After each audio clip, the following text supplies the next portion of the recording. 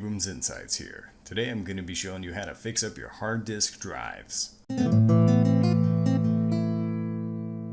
Now first, you need to listen to your computer and make sure there's no strange sounds happening from the drives. These are the sounds you want to look for.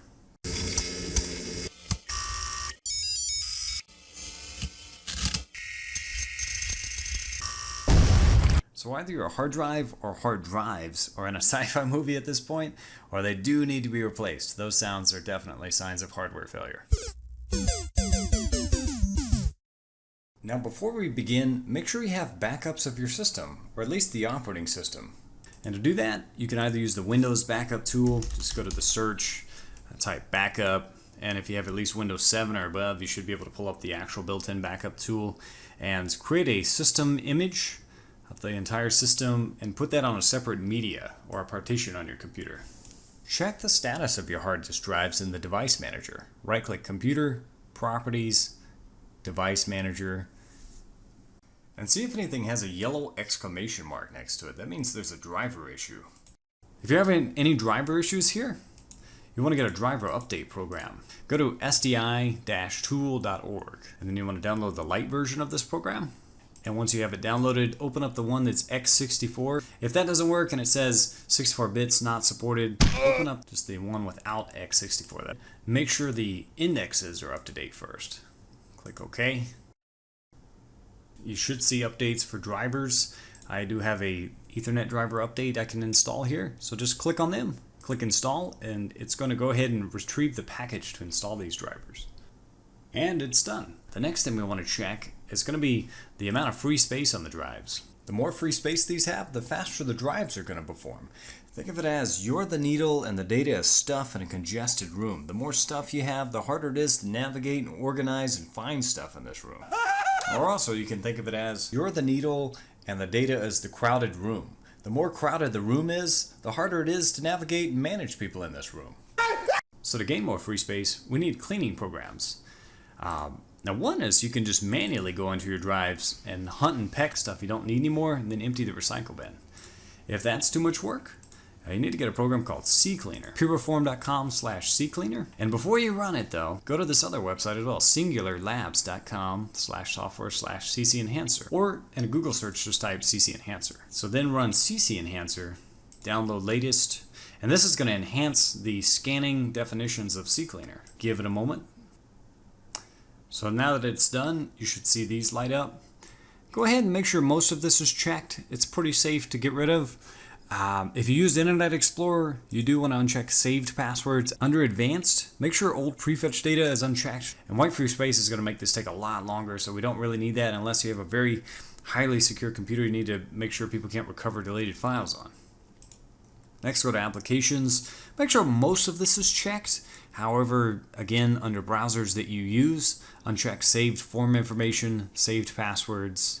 So typically for applications, they should be fine. It's all just cached temporary, recent used list, stuff like that. For iTunes, you actually want to keep the cache. That should album art cache unless you want your album arts to refresh. Now under Windows, uncheck Windows Update event logs, Windows Update logs. So once you're done, click Run Cleaner. And so there we go. I've already freed up almost 2.5 gigabytes of data. Another benefit to this program is it has one of the safest registry cleaners, so go ahead and scan for issues here too. I have never had a problem running this. Click Fix Select Issues. I've never had to restore the backup either, so no. Fix all issues. And if you want to take things further, you can go to Tools and uninstall unneeded programs. If you want to make your system faster, you can also unclick stuff that's starting automatically. Now CCleaner, it's mostly going to focus on the operating system driver, which is the most crucial to keep free space. So go ahead and run System Ninja as the next program. And this one takes it further. It finds more data that CCleaner still doesn't find. And it can actually run on all your drives. So if you really want to clean up some stuff, go ahead and check everything.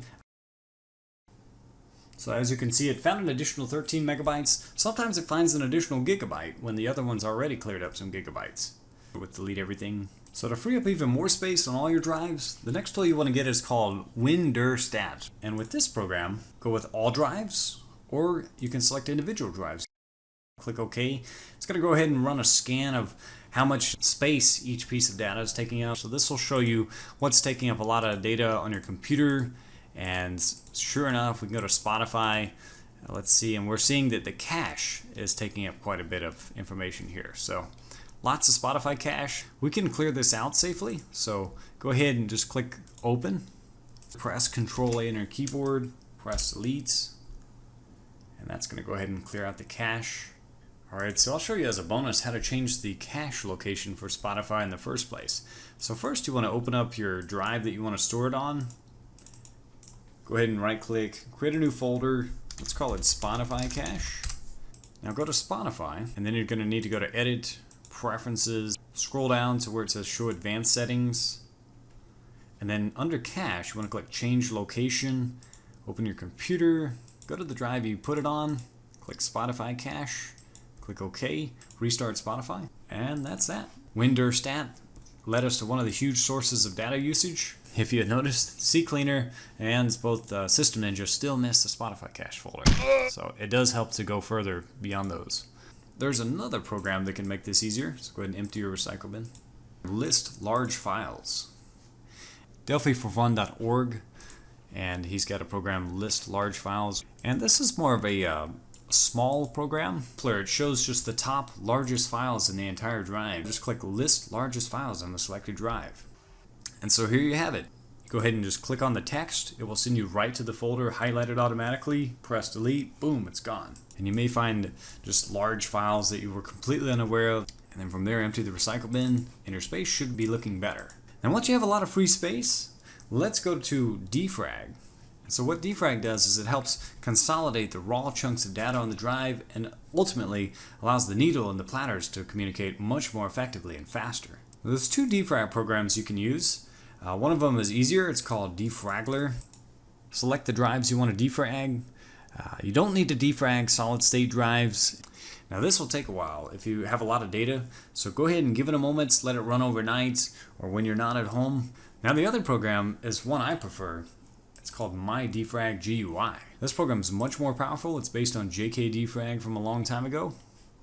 And what it does is it not only defrags, but it helps optimize the placement of the raw data. It takes longer to run, however, it produces much more powerful results. And so essentially it runs on all the drives as well. You want to uncheck your solid state drives. And go ahead and just leave it on defrag and optimizing. This check means it's going to run on its faster defrag optimizing mode, which is usually good. If you uncheck it, it'll run an even slower, more thorough alphabetical sorting of the raw data. You can run that maybe once a month, once every 2 months, and then run the fast versions. It will produce an even extra amount of performance. I noticed just the fast one works fine. Honestly, you could just stick to keeping it checked. You should be in really good shape. So click Start. And yet again, go ahead and let this run overnight. It's going to take a while, especially if you've never run a defrag in a while, or if you've just never ran one on the system. It's going to take a long time, but it's really worth it. The longer it's been since you've defragged hard disk drives, the more wonderful the results are going to be, unless you do have a hardware failure on those drives or too little free space. Another symptom of hardware failure on the drives is the system will bottleneck and completely freeze, and you have to restart it, and sometimes it won't even start up. So the performance is going to be heavily affected, and essentially you'll know because once you remove that problem hard disk, the system's back to fantastic shapes, performing normal. Now that you've run those, let me show you how to schedule those to run automatically. Now the schedule is really going to be fantastic. You'll notice the performance is continuously going to remain snappy. So you can choose either one to work with, whichever one you like more. I recommend this one more, but if you like this one more, it's okay. So let me show you how to do it in both. Go to Settings, and on this one you want to go to Schedule, and go ahead to each drive, ignoring the solid state drives, and click Daily, run once a day. Choose the time you want it to run at. I recommend going to Define on each one of these, check all 3 of those, and at least put 20 or so, and then make sure it stops when it ceases to be idle. You really don't want that to run while you're using the system. So you do have to unfortunately do that for each one. So just schedule daily once, put the same time or similar. To set the schedule for MyDefrag GUI, Task Manager, and then go ahead and set this to a certain time to run. You can also set this to run when idle. It's been idle for a certain amount of time. If you're still having some performance issues, you could try a program called HDTune, hdtune.com. The free version or the pro version should be okay. So just go to Benchmark, choose the drive that's having the problem. From there, you can run an error scan. Make sure these are all green. You can run a much more detailed one by clicking Quick Scan. And if you have a problem drive, you're going to start seeing a bit of these red blocks. You may see one, may still be okay, but be aware of that. You need to start backing up your data if you're seeing it. If you just have a few bad sectors, you may be able to fix them. And that program is going to be called Diagnose. So this program does have a demo version that runs at a certain level of speed.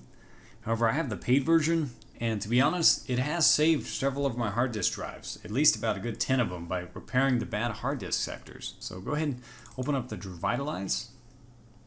Now these drives can't be in use by the system, so you need to close all the programs using them. You may even need to restart the system and then try it. If you need to run the sector scan on your operating system hard drive, then you're going to need to run the DOS version of Diagnose, or you can use a boot CD. So here are some good boot CDs that'll let you boot up an operating system and just the RAM on the system, so you won't have to be using any hard drives that you want to scan. And this is great if you're trying to really repair the operating system hard drive or back it up, or even get into the data if your system's just not booting up. The best one is going to be Falcon 4. You just want to do a Google search for Falcon 4, or just go to falcon4.com. And then he's got his boot CD right here. He's even got a patch. Definitely a lot of tools. This is a fantastic boot CD that you can boot up off a USB stick or a CD. And then the next one's going to be Hiren's boot CD. This one's also pretty impressive. It's got a bunch of tools. It's got stuff that's not on Falcon 4 as well. This one also can boot off a USB stick or a CD. And equally, both of these can accomplish the same task you're trying to do. Is just basically boot up off the memory, and then you can run a scan on all the drives. Alright, and if everything goes well, you want to go to the read test first. So click read test. It's not going to mess with the data or anything like that. Start from the very beginning. All these default settings are fine. Typically 3 is a very good repair count loop. If you really want to check it more vigorously, you can up that. Number of passes, 1 has been just fine. Speaking of sectors, now this basically allows you to start off where you left off. So let's say you want to stop the process halfway, since it does take a while. Make a note of the relative area of sectors it's at, or maybe a little before.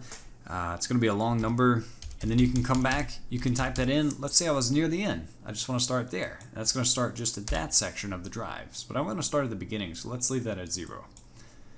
Click start, and on a healthy drive, it should be running about this speed, or if not faster, or a little bit less. Typically, yes, it's going to take us a few hours, but if it's a problem drive or there's one little spot with bad sectors, it's going to find it, it's going to show you, and there's a good chance it may be able to fix it.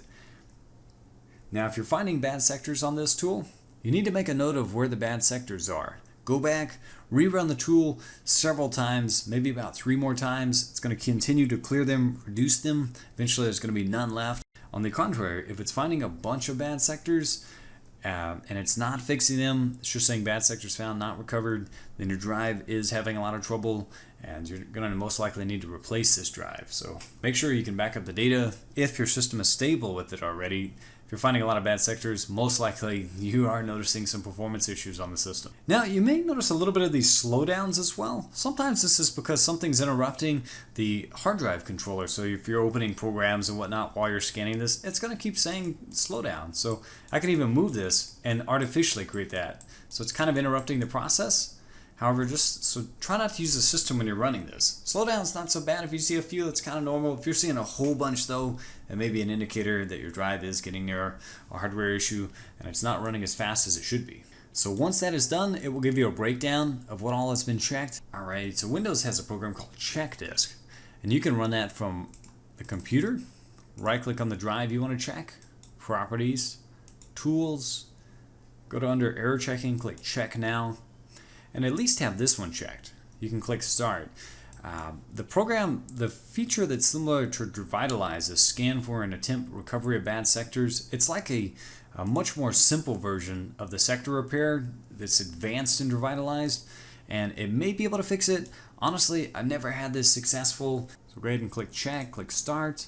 And for the actual operating system drive, you have to schedule the disk check, restart the system. It's going to go ahead and run it in a pre-Windows environment. If you're having a bit of Windows corruption, just press Windows R on your keyboard. And then in the run here, type CMD. You want to make sure it's going to open as administrator privileges. So open that. If it's still not showing open as administrator, go to Start, All Programs. accessories, right-click on Command Prompt, and then go to Run as Administrator. So this is another Windows integrity check that you can run that can potentially repair the system beyond the error checking tool. SFC, which stands for System File Checker, space, / scan now. All one word, make sure there's the 2 N's. Then you press enter, and this will take some time. It's completely safe to run. And done. So we got a message, Windows Resource Protection did not find any integrity violations, so we're in good shape. Alright, so with those steps taken, you should have been able to rule out any hard disk hardware failure, along with boosting the efficiency, performance, and overall capacity of your existing hard disks.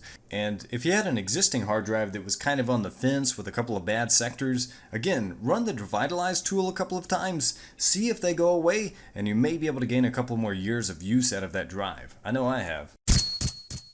Until next time, this is Abrams Insights. Alrighty. Okay, turn that damn thing on.